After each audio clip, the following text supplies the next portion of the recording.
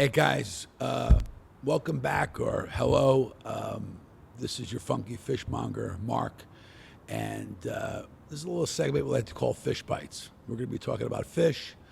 In the future, we're going to be talking about scarves and hats. Listen, I use the term little chef all the time. I am not a trained chef. I am first and foremost a fishmonger. Now, what am I?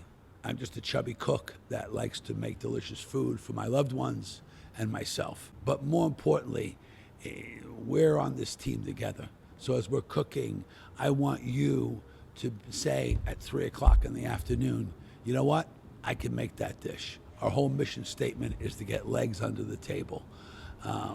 And I honor this product and I honor the people who make it so for me to be a fishmonger, and that's the fisherman. And there's two kinds of fishermen: fisher people, fisher folks, fisher freaks.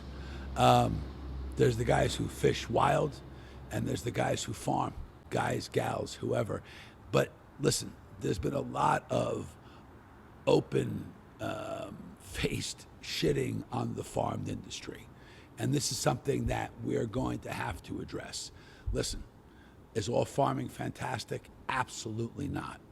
But I'll tell you one thing, 95% of the clams and oysters that you eat are farmed. And it's one of the greatest things for our environment. Forget about the oysters filtering 50 gallons of water per day. It looks awesome. It does an amazing thing for our community. And we just had a fan come up. But not that I have any fans, most of them are chubby chasers. But it's just something that I want to address with people. And later on in this Fish Bite segment, not this segment, but future episodes, if you will, we're going to take direct questions from you guys. Any questions? Nothing's off limits. Have at it. Don't ask about my double chin. That's kind of embarrassing. But today we're going to address questions that I've heard over the years of being a fishmonger for 35 years. People, again, always asking me about farm-raised fish and wild fish. So let me give you a real quick snapshot. Take, for example, something as common as tilapia. Now, I can already hear people pulling down their pants and ready to take a crap on that fish. We actually source ours from a farm, which is about 5 miles from here, okay? It's an aquaponic farm, and it's also a hydroponic farm. So the fish waste the water, feeds the plants clean the water, and it comes back and filters for the fish. Doesn't get any simpler than that. So again, not all tilapia are bad. To that point, and this has always been the biggest misconception of a lot of people, the difference between farm-raised and wild salmon. Okay? Now, if it wasn't 10 o'clock in the morning, I'd be pouring a beautiful glass of this scotch because I want to do a fireside chat with you on this one, guys. Farm-raised salmon, wild salmon.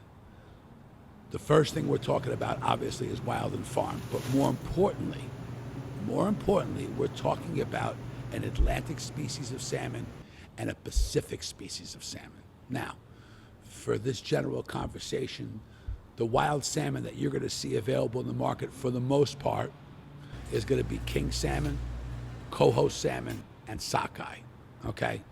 I know there's many other varieties, but for this part of our conversation, Atlantic salmon is a species unto itself, okay? Can't you buy Atlantic salmon wild anymore?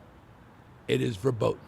They don't allow it because there's not enough of them, okay? It's a great thing. They've been conserving these fish for years. Every once in a while, as a recreational fisherman, you can go to the bonny shores of Scotland, throw your hook in the water with a barbless hook, catch a fish, and you better release it in 10 seconds, or 10 Scotsmen are going to bash you over the head with various glasses of Scotch whiskey. Let's talk about the two different species right now. So when you're talking about farm-raised and wild, let's take the farm and wild out of the equation just for this part of the conversation. And Atlantic salmon is going to eat fattier like my third and fourth chin, okay? It just has that kind of an unctuous quality to it. It's the salmon that we love for smoked salmon. It's, a phenomenal salmon to poach. And Again, we'll talk about the farming of that salmon. We'll then talk about West Coast Pacific salmon. Take king salmon. You've probably heard of Copper River salmon, super famous. Back in the day when I was coming up, when you said Copper River salmon, you were referring only to king salmon. Today, every fish, the kings, the sockeyes, and the cohos, they're talking about that particular fishery, that particular run. What is the difference? Sockeye and coho are fabulous fish, but they don't eat as fatty as the king salmon. And the king salmon does not eat as fatty as an Atlantic salmon. So, as far as texturally is concerned, we'll talk about the king salmon versus the Atlantic salmon now. The king salmon is going to be a little firmer, okay? Let's say you took me and I did like a workout program for a solid 6 to 8 weeks. I would be firmer, okay? I am not a wild salmon. I'd be more like an Atlantic salmon. I eat a little bit fattier, okay? As far as the cohos and the sockeyes, they're great fish. But if you're not careful, you could dry those out in a heartbeat. So it's very, very important that you cook those at the right temperature. And actually, as far as I'm concerned, for all fish, you want to back off on the cooking. This is really important. Even if it's a little bit translucent on the inside, just trust me, take it off the pan, take it out of the oven. It's going to continue to cook, and you'll have that beautiful, moist texture that you're looking for. Now, let's talk about Atlantic farm-raised salmon. There is regular farm-raised salmon, and then, and only in Europe, not in the United States, there is organic certification. Basically, what does that mean? Okay, you can Google it, but basically, it has to mean no GMOs, no antibiotics, no hormones. How do they do that? So just take a fish pen in the wild, out in the ocean. They normally put about 30,000 fish in one of those pens. So those fish now are literally writhing on themselves, kind of like a late 80s makeout session I was at one time. And anyway, because they're not really swimming, they have to give them the antibiotics, also have to give them artificial coloring. It's a myriad of things, okay? What's the organic? They start off with half the amount of fish in this giant pen, okay? So again, no coloring, no artificial coloring, no antibiotics, no hormones, no GMOs. And on top of that, they actually have to prove that they make a small carbon footprint. So what does that mean? Years ago, when a big box store got involved in the salmon world, they were farming down in Chile. When they went to do some work under the cages, there was a giant mountain of, you guessed it, shit, sometimes called fish poop. But anyway, they didn't have good tidal estuary flow, and they really were not doing a service to that particular part of the world, the environment, whatever you'd like to call it. So these companies have to prove that they actually, they don't really make a giant, clog of a footprint, and that's the way they're farm raised and how they're harvested.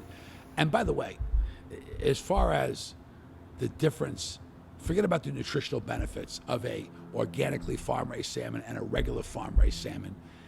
The organically farm-raised, the one without the antibiotics, the hormones, the artificial coloring, they actually taste better. If you were to bake them two side by side, nothing on them, you would see the regular farm-raised salmon is going to have a little bit of water in the bottom of the pan. That's just all that swelling going out. You know what I mean? But the flavor is phenomenal. By the way, and I'm going to say this, I am not bad-mouthing regular farm-raised salmon. If you want to talk about the health benefits, I can tell you right now, it's probably 10 times healthier than a McDonald's Happy Meal, okay? I will destroy a bag of Bugles with you with 6 beers, but guess what? The regular farm-raised salmon was probably better for us, okay?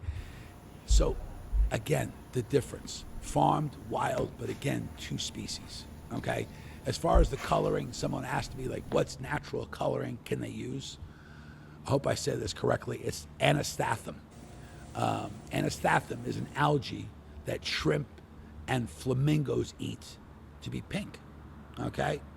That's it. They're allowed to use that. They're doing the very best that we can right now.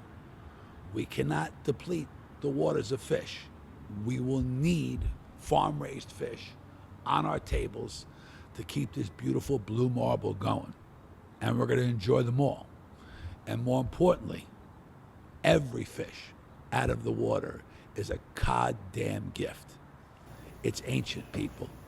If you go to the fish market and there's been wind blowing down in Florida for whatever, or off the coast of the Carolinas, listen, there might not be any red snapper, and that's okay.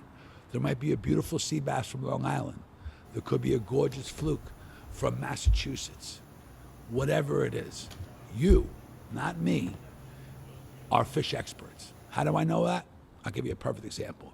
You walk into a florist, you ask for a dozen roses, they're dead. Your eyes can tell a beautiful rose from a dead rose. And you, the client, you have no idea, but I could watch my own clients do it.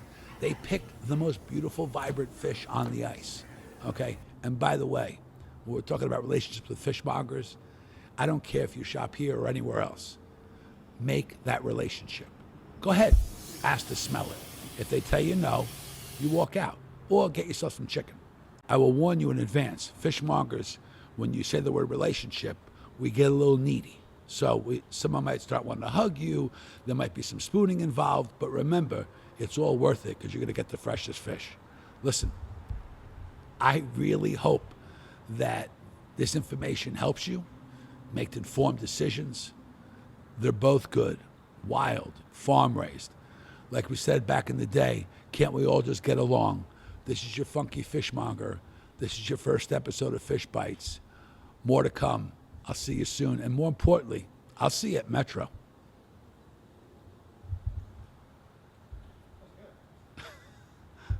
I needed the outline.